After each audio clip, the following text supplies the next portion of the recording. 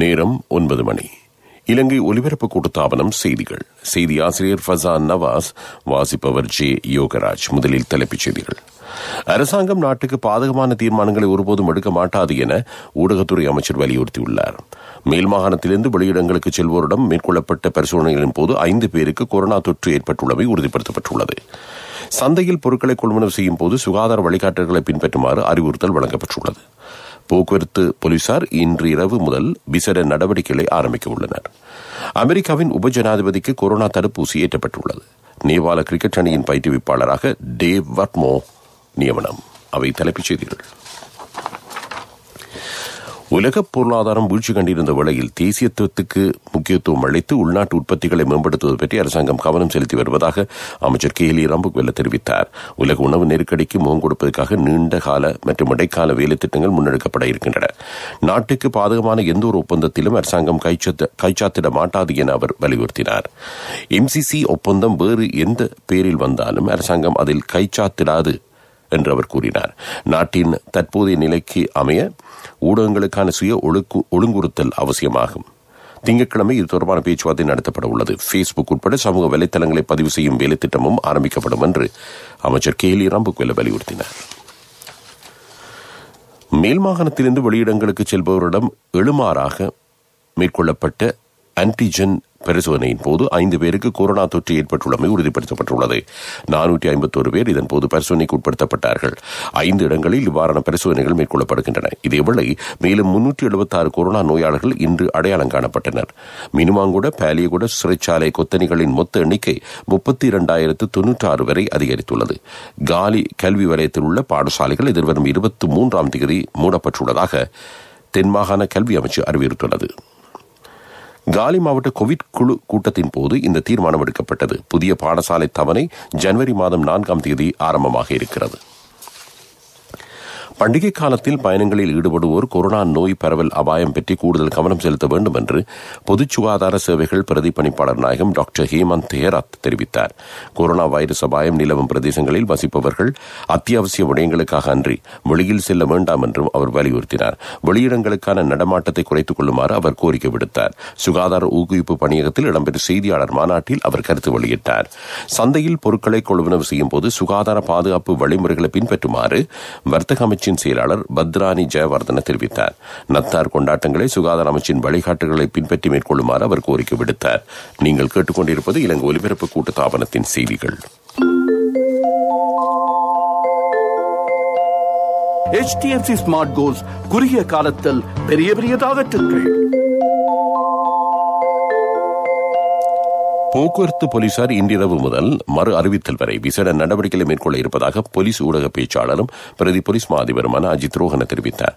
மிகவும் வேகமாக வாகனங்களை செலுத்துதல், மதுபோதையில் வாகனம் செலுத்துதல், பாதுகாப்பற்ற முறையில் வாகனங்களை செலுத்துதல் போன்ற குற்றங்களில் ஈடுபடுவோர் கைது செய்யப்பட இருக்கிறார்கள். இவ்வாறான தவறுகளை மேற்கொள்வோரின் வாகனங்கள் கைப்பற்றப்பட்டு நீதிமன்றத்தில் ஆஜர்படுத்தப்பட இருக்கிறது. உரிய தரப்புகளின் அனுமதி கிடைத்ததன் பின்னர் எதிர்வரும் 26ஆம் தேதி தொடக்கம் சுற்றுலா பயணிகளுக்காக விமான நிலையம் திறக்கப்படும் என்று இலங்கை சிவில் விமான போக்குவரத்து அதிகார சபையின் தலைவர் GA சந்திரசிறி தெரிவித்தார். சுகாதாரத்துறை உட்பட சம்பந்தப்பட்ட தரப்புகளுடன் இதுபற்றி கலந்துரையாடி வருவதாகவும் அவர் கூறினார். தேசிய வானொலியின் 95வது நிறைவாண்டுக்கு அமைவாக ஒழுங்கு செய்யப்பட்டிருந்த இஸ்லாமிய சமய வழிபாட்டு நிகழ்வுகள் கொழும்பு 3 கொள்ளுப்பட்டி ஜும்மா பள்ளிவாசலில் இன்று இடம்பெற்றது. சமய நல்லிணக்கத்தை கட்டியெழுப்பதற்காக இலங்கை ஒலிபரப்பு கூட்டுத்தாபனத்தின் முஸ்லிம் சேவை மகத்தான பணிகளை நிறைவேற்றி வருவதாக நிகழ்வில் உரையாற்றிய ஊடகத்துறை அமைச்சின் செயலாளர் ஜகத் விஜயவீர தெரிவித்தார். இலங்கை ஒலிபரப்பு கூட்டுத்தாபனம் சகல இளைஞர்களினதும் கலாசார சமய பெருமானங்களை ஒலிபரப்பும் பொறுப்பை நிறைவேற்றி வருவதாக நிகழ்வில் கலந்து கொண்ட இலங்கை ஒலிபரப்பு கூட்டுத்தாபனத்தின் தலைவர் விசாரத ஜகத் விக்ரமசிங்க தெரிவித்தார். தேசிய நல்லிணக்கத்தை கட்டியெழுப்புவதற்கு கூட்டுத்தாபனம் மகத்தான பணிகளை நிறைவேற்றி வருவதாகவும் திரு ஜகத் விக்ரமசிங்க மேலும் சுட்டிக்காட்டினார்.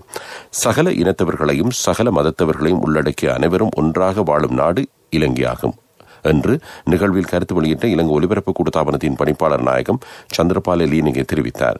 இலங்கை ஒலிபரப்பு கூட்டுத்தாபனம் முஸ்லிம் சேவை முஸ்லிம்களுக்கு மட்டும் வரையறுக்கப்பட்டது அல்ல என அங்கு விசேட பிரார்த்தனை செய்த மௌலவி அம்ஹர் அக்கம்டீன் தெரிவித்தார். அவை உள்நாட்டுச் செய்திகள். அடுத்து வருவது பிரதான செய்தி.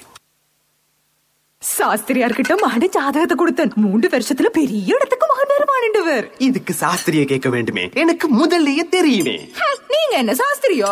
மகண்ட எதிர்காலத்தை நினைச்சு HDFC ஸ்மார்ட் கோல்ஸ் கணக்கொண்ட திறக்கும் போதே எனக்கு தெரியும். பிள்ளைகளின் எதிர்காலத்தை நினைத்து சிந்தித்துக் கொண்டிராமல் HDFC ஸ்மார்ட் கோல்ஸ் கணக்கொண்டை திறந்து 3 வருடங்களில் அவர்களின் பட்டப்படிப்புக்கு வழி செய்யுங்கள். மேலதிக தகவல்களுக்கு அழையுங்கள் 2356-888. நான் HDFCக்கு போனது சாஸ்திரி சொல்ல இல்லையோ.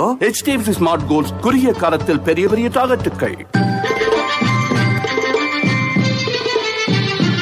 பிரதான செய்தி வழங்குவோர் ஒவ்வொரு வீட்டிலும் இருக்க வேண்டிய வீட்டு வைத்தியர் சித்தாலேப. நாட்டின் மொத்த சனத்தொகையில் 30% மண் சரிவு அபாயம் கொண்ட பகுதிகளில் வசித்து வருகின்றனர் என்று தேசிய கட்டிட ஆராய்ச்சி நிர்வாகம் தெரிவித்துள்ளது. 2017ஆம் ஆண்டு ரத்தினபுரி அயகம பிரதேசத்தில் மண் சரிவுக்கு உள்ளான பகுதியை பாதுகாக்கும் வேலைத்திட்டம் உத்தியோகபூர்வமான முறையில் ஆரம்பித்து வைக்கப்பட்டது. மண் சரிவு ஏற்படும் பிரதேசங்களில் நிகழும் ஆபத்துக்களை குறைப்பதற்கென 120 மில்லியன் ரூபாய் ஒதுக்கப்பட்டுள்ளதாக நிர்வாகம் அறிவித்துள்ளது. அது பிரதான செய்தி. அடுத்து வருவது உங்கள் கவனத்துக்கு.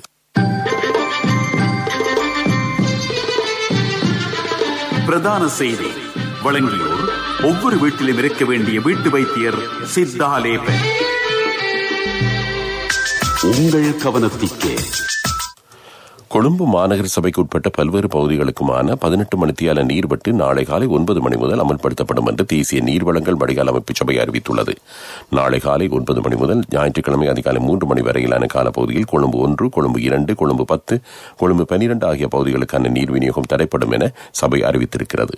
கொழும்பு 3, கொழும்பு 4, கொழும்பு 7, கொழும்பு 8, கொழும்பு 9 ஆகிய பகுதிகளுக்கான நீர் விநியோகம் குறைந்த அழுத்தத்தில் இடம்பெறும் என சபை அறிவித்துள்ளது. அது உங்கள் கவனத்துக்கு. அடுத்து வருவது உலகச் செய்திகள். உலகச் செய்திகள். நைஜீரியாவின் வடமேற்கு பகுதியில் கடத்தப்பட்ட 300க்கும் மேற்பட்ட பாடசாலை மாணவர்களும் சொந்த இடங்களுக்கு திரும்பியுள்ளனர். பாடசாலை ஒன்றில் வைத்து கடந்த 11ஆம் தேதி போகோ ஹராம் என்ற ஆயுத குழுவினரால் 344 மாணவர்களும் கடத்திச் செல்லப்பட்டனர். இவர்கள் ஆயுததாரிகளிடமிருந்து திரும்பும் போது பாடசாலை சீருடைகளை அணிந்திருந்தார்கள் என்று சர்வதேச ஊடகங்கள் செய்தி வெளியிட்டுள்ளன. கடத்தப்பட்ட சகல மாணவர்களும் விடுவிக்கப்பட்டார்களா என்பது பற்றி தெளிவான தகவல்கள் கிடைக்கவில்லை என்று அல் ஜசீரா தொலைக்காட்சி செய்தி வெளியிட்டுள்ளது. அமெரிக்காவின் உபஜனாதிபதி மைக் பென்ஸுக்கு கொரோனா தடுப்பூசி ஏற்றப்பட்டுள்ளது. இதனை அமெரிக்க ஊடகங்கள் நேரடியாக ஒளிபரப்பாகியிருந்தன. அமெரிக்க மக்களுக்கு மத்தியில் தடுப்பூசி தொடர்பாக நம்பிக்கை ஏற்படுத்துவதும் அதன் பாதுகாப்பை ஊக்குவிப்பதும் இதன் நோக்கமாகும் என்றும் வெள்ளை மாளிகை அறிவித்திருக்கிறது. உபஜனாதிபதியும் அவரது பாரியாரும் முதலில் தடுப்பூசியை ஏற்றிக் கொண்டதாக BBC உலகச்சேவை செய்தி வெளியிட்டுள்ளது. ஐக்கிய ராஜ்யத்தில் தயாரிக்கப்பட்ட ஃபைசர் என்ற தடுப்பூசி தற்சமயம் அமெரிக்காவில் ஏற்றப்பட்டு வருகிறது. அமெரிக்காவின் 50 மாநிலங்களுக்கும் 30 லட்சம் தடுப்பூசிகள் விநியோகிக்கப்பட்டிருக்கின்றன. ஐக்கிய அரபு எமிரேட்ஸ் விதித்துள்ள தற்காலிக பயண தடையை நீக்குவது பற்றி கூடுதல் கவனம் செலுத்தப்பட்டுள்ளதாக பாகிஸ்தான் வெளிவிவகார அமைச்சர் ஷா மஹமூத் குரைஷி தெரிவித்துள்ளார். இந்த பிரச்சினைக்கு விரைவில் தீர்வை பெற்றுக் கொள்ள எதிர்பார்ப்பதாகவும் அவர் கூறினார். அபுதாபியின் உயர் அதிகாரிகளுடன் சந்திப்பின் பின்னர் அவர் இது பற்றி கருத்து வெளியிட்டார். முஸ்லிம்கள் பெரும்பான்மையாக வாழும் 13 நாடுகளைச் சேர்ந்த பிரஜைகளுக்கு விசா வழங்கும் நடைமுறையை ஐக்கிய அரபு எமிரேட்ஸ் தற்காலிகமாக இடைநிறுத்தியுள்ளது. பாதுகாப்பை காரணம் காட்டி இந்த தீர்மானம் எடுக்கப்பட்டிருப்பதாக ராய்ட்டர்ஸ் செய்தி சேவை செய்தி வெளியிட்டுள்ளது. Afghanistan, Algeria, Iran, Iraq, Kenya, Lebanon, Libya, Pakistan, Somalia, Syria, துருக்கி, யமன் ஆகிய 13 நாடுகளுக்கான விசாவை ஐக்கிய அரபு எமிரேட்ஸ் இடைநிறுத்தியுள்ளமை குறிப்பிடத்தக்கது. அவை உலகச் செய்திகள். அடுத்து வருவது அபிவிருத்தி செய்தி. அபிவிருத்தி செய்திகள். அபிவிருத்தி தொடர்பான சரியான தகவல்களை மக்களுக்கு வழங்குவதன் மூலம் எதிர்க்கட்சிக்கு அவர்களை தவறாக வழிநடத்த முடியாத நிலை ஏற்படும் என்று நெடுஞ்சாலைகள் அமைச்சர் ஜான்ஸ்டன் பெர்னாண்டோ தெரிவித்தார். அபிவிருத்தி பணிகளுக்கு ஒருபோதும் தடை ஏற்படுத்த மாட்டார்கள் என்றும் அவர்களுக்கு உரிய தகவல்களை சரியான முறையில் வழங்க வேண்டும் என்றும் அவர் குறிப்பிட்டார். நெடுஞ்சாலைகள் அமைச்சில் இடம்பெற்ற மக்கள் சந்திப்பின் போது அமைச்சர் இது பற்றி கருத்து வெளியிட்டார். மக்களுக்கு தடை இல்லாதவாறு வீதி அபிவிருத்தி பணிகளை முன்னெடுத்துச் செல்லுமாறும் அவர் அதிகாரிகளுக்கு பணிப்புரை வழங்கினார். அது அபிவிருத்தி செய்தி. அடுத்து வருவது விளையாட்டுச் செய்தி. விளையாட்டுச் செய்திகள். நேபாள கிரிக்கெட் அணியின் தலைமை பயிற்றுவிப்பாளராக டேவ் வாட்மோ நியமிக்கப்பட்டுள்ளார். 2022ஆம் ஆண்டில் இடம்பெறவிருக்கும் T20 உலக கிண்ண கிரிக்கெட் சுற்றுத் தொடரை இலக்கு வைத்து இவர் நேபாள கிரிக்கெட் அணியின் பயிற்றுவிப்பாளராக தெரிவு செய்யப்பட்டுள்ளார். இவர் இலங்கை, பாகிஸ்தான், ஜிம்பாப்வே, பங்களாதேஷ் அணிகளின் பயிற்றுவிப்பாளராகவும் பணியாற்றியவர். டேவ் வாட்மோ 1996ஆம் ஆண்டில் இலங்கை அணியின் பயிற்றுவிப்பாளராக இருந்தபோது இலங்கை கிரிக்கெட் அணி உலக கிண்ணத்தை கைப்பற்றியமை குறிப்பிடத்தக்கது. அது விளையாட்டுச் செய்தி. அடுத்து வருவது வர்த்தகச் செய்தி. வர்த்தக செய்தி. புகழ்பெற்ற மென்பான உற்பத்தி நிறுவனமான கொக்கா கோலா சர்வதேச ரீதியில் 2200 தொழில்களை குறைக்க திட்டமிட்டுள்ளது. நிறுவனத்தை மீள கட்டி அமைக்கும் நோக்குடன் இந்த தீர்மானம் எடுக்கப்பட்டிருப்பதாக கொக்கா கோலா நிறுவனம் அறிவித்துள்ளது. கொரோனா வைரஸ் பரவலை தொடர்ந்து கொக்கா கோலா விற்பனையில் ஏற்பட்ட வீழ்ச்சியை கருத்தில் கொண்டு இந்த தீர்மானம் எடுக்கப்பட்டது. 2000க்கும் அதிகமான தொழில்களை குறைப்பதன் மூலம் $550 மில்லியன் சேமிக்க கொக்கா கோலா நிறுவனம் எதிர்பார்த்துள்ளது. அது வர்த்தக செய்தி. அடுத்து வருவது பொருளாதார செய்தி. பொருளாதார செய்திகள் அனுசரணை. பிசினஸ் டீல்ஸ் எல்லாம் இப்போ சிம்பிள். ஒரு சில டாப்ஸை போதும். எப்போதும் செலுத்த எல்லோரும் கனெக்டட். சிறந்த டிஸ்கவுண்ட்ஸ் LOLC ரியல் டைம். பரிவர்த்தனைக்கு மேலதிக கட்டணங்கள் இல்லை. கவர்ச்சிகரமான வட்டி வீதத்துடன் பல்வேறு நன்மைகள். LOLC ஃபைனான்ஸ் ரியல் டைம் ஆப்பினை உடன் டவுன்லோட் செய்யுங்கள். LOLC சேமிப்பு கணக்கிடமிருந்து. கட்டுநாயக்க விமான நிலையம் திறக்கப்பட்டதன் பின்னர் 5000 சுற்றுலா பயணிகளுக்கு இலங்கையில் வசதிகளை வழங்க எதிர்பார்த்துள்ளதாக ரஷ்யாவுக்கான இலங்கையின் முன்னாள் தூதுவர் உதயங்க வீரதுங்க தெரிவித்துள்ளார். எதிர்வரும் 29ஆம் தேதி விமான நிலையம் சுற்றுலா பயணிகளுக்காக திறக்கப்பட இருப்பதாகவும் அவர் கூறினார். அது பொருளாதார செய்தி. அடுத்து வருவது வானிலை அறிக்கை.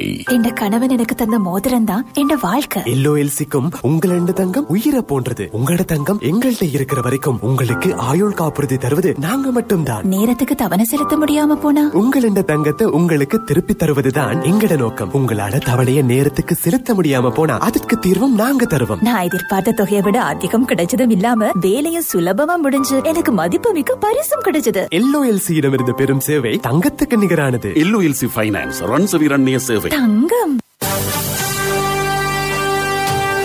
காலநிலை அறிக்கை.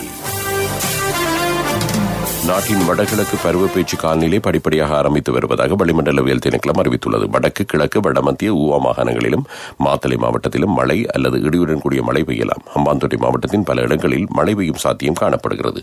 சபரகமு மாகாணத்திலும் காலி, களுத்துறை, மாத்தறை மாவட்டங்களிலும் 100 மில்லிமீட்டருக்கும் அதிகமான மழை பெய்யும் சாத்தியம் காணப்படுவதாக திணைக்களம் வெளியிட்டுள்ள அறிக்கையில் குறிப்பிடப்பட்டுள்ளது. இறுதியாக மீண்டும் தலைப்புச் செய்திகள். அரசாங்கம் நாட்டுக்கு பாதகமான தீர்மானங்களை ஒருபோதும் எடுக்காது என ஊடகத்துறை அமைச்சர் வலியுறுத்தியுள்ளார். மேல் மாகாணத்தில் இருந்து வெளியிடங்களுக்கு செல்வோரிடம் மேற்கொள்ளப்பட்ட பரிசோதனையின் போது 5 பேருக்கு கொரோனா தொற்று ஏற்பட்டுள்ளமை உறுதிப்படுத்தப்பட்டுள்ளது. சந்தையில் பொருட்களை கொள்வனவு செய்யும் போது சுகாதார வழிகாட்டல்களை பின்பற்றுமாறு அறிவுறுத்தல் வழங்கப்பட்டுள்ளது. போக்குவரத்து போலீசார் இன்றிரவு முதல் விசேட நடவடிக்கைகளை ஆரம்பிக்க உள்ளனர். அமெரிக்காவின் உபஜனாதிபதிக்கு கொரோனா தடுப்பூசி ஏற்றப்பட்டுள்ளது. நேபாள கிரிக்கெட் அணியின் பயிற்றுவிப்பாளராக டேவ் வாட்மோ நியமனம். இத்துடன் செய்திகள் முடிவடைந்தன.